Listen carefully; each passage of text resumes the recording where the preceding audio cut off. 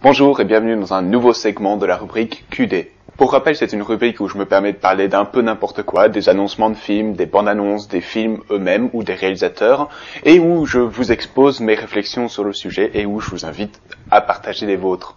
Hier, j'ai vu la première bande annonce officielle pour Star Wars 8. Je mettrai le lien dans la description de la vidéo pour que vous puissiez la voir vous-même. Et ça a commencé à démarrer énormément de réflexions dans mon cerveau par rapport à Star Wars, par rapport à la saga et par rapport à cette nouvelle trilogie et Disney en général.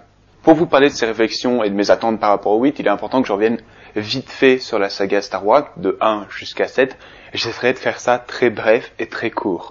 Comme tout le monde, j'aime beaucoup Star Wars, c'est une énorme saga de science-fiction blockbuster qui a un univers riche et développé, qui a des personnages intéressants et qui, dans le global, est vraiment bien fait et comporte son lot de bonnes actions et d'intensité et de majestuosité. Contrairement à beaucoup de personnes, mais surtout aux États-Unis, j'aime beaucoup la prélogie Star Wars, l'épisode 1, 2, 3. Je trouve que c'est une trilogie qui se fait lyncher pour pas vraiment de raison et que petit à petit, surtout grâce à Internet, un venin s'est développé envers cette trilogie et qu'il est impossible de la regarder avec un petit peu plus d'objectivité. Le problème de beaucoup, et surtout des gros puristes, c'est qu'on a vraiment changé plutôt de style. Là où dans la première trilogie, c'est de l'action, c'est rythmé, c'est des rebelles contre des méchants. Ici, tout est manipulation, tout est caché et tout est beaucoup plus statique, sauf à la fin de l'épisode 2 et dans l'épisode 3. Mais je vois vraiment pas ça comme un défaut. L'univers est tout aussi développé, plein de nouvelles planètes, plein de nouveaux vaisseaux, plein de nouvelles races. Et je veux dire, il y a des gens qui se plaignent de toute la papote politique dans cette trilogie, mais franchement, il n'y en a pas tant que ça. Et pour ceux qui poussent encore plus loin le bouchon et qui disent qu'ils ne comprennent rien à ce qui est dit, si vous comprenez pas la politique dans 1, 2, 3, vous êtes un peu con.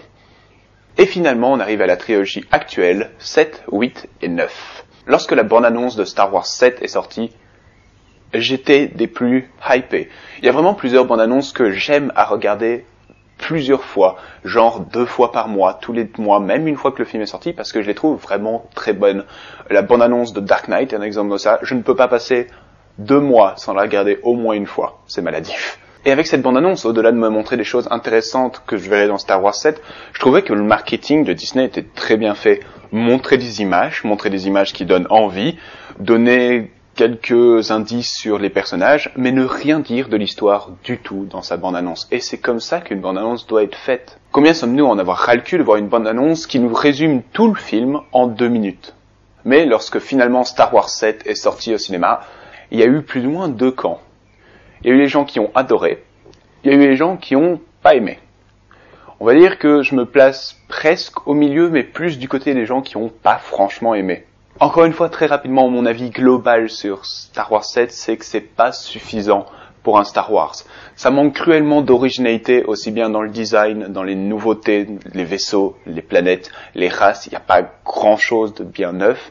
C'est assez faible niveau écriture, surtout la motivation des personnages qui est assez floue, mais surtout où on est, comment est-ce que le premier ordre est arrivé, tout ça. Et vous allez me dire, c'est le genre de choses qu'on va raconter dans la suite, mais non, je pense pas qu'un jour on s'attardera vraiment là-dessus.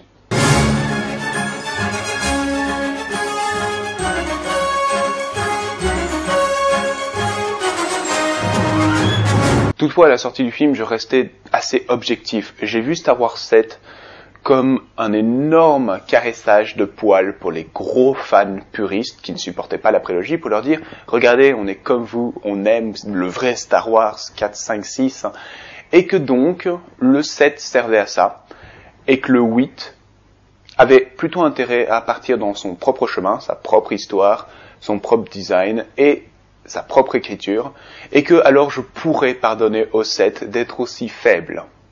Mais après m'être pris cette énorme claque de déception, Star Wars 8, oui, j'irai le voir, mais je l'attendais pas vraiment.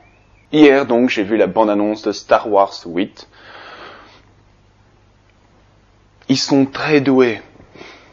Je le répète, le marketing de Disney est vraiment excellent sur leur nouveau Star Wars. Des images vraiment intéressantes à regarder, qui ne donnent rien par rapport au film, qui vous donnent justement envie de comprendre pourquoi vous voyez ces images.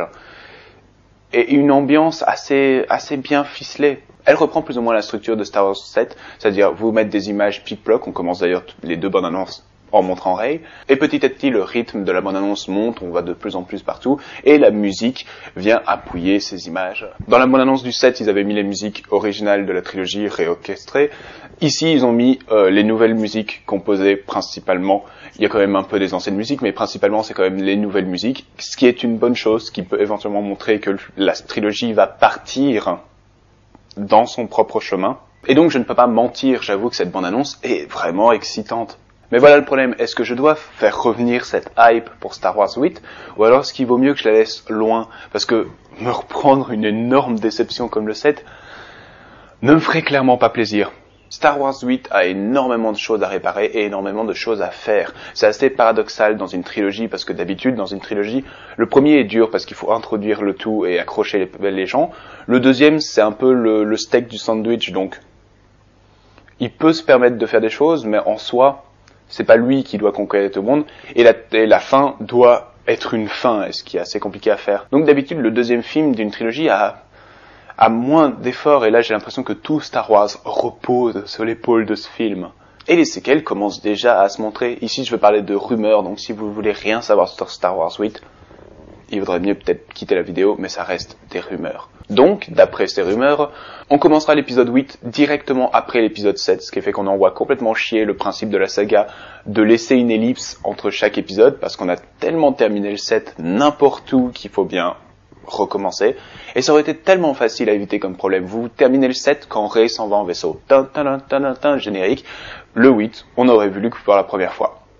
Je veux qu'il soit original, je veux qu'il y ait du design dans les vaisseaux, des nouveaux designs de planètes, des nouvelles races, et une histoire si possible avec moins de trous et mieux ficelée. Vous trouvez peut-être que je demande beaucoup à ce film, mais c'est Star Wars.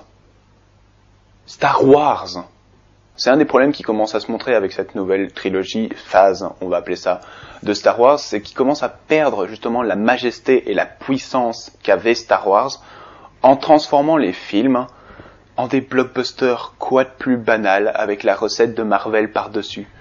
Et non. Et quand on voit en plus par derrière qu'ils ont prévu une 4e trilogie, on retrouve vraiment ce syndrome Marvel.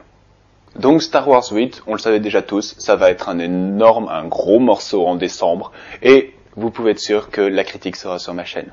Merci d'avoir suivi cette vidéo. Si vous êtes resté jusqu'à la fin, je me suis rendu compte qu'elle est beaucoup plus longue que ce que j'avais prévu, mais quand on parle, les idées viennent.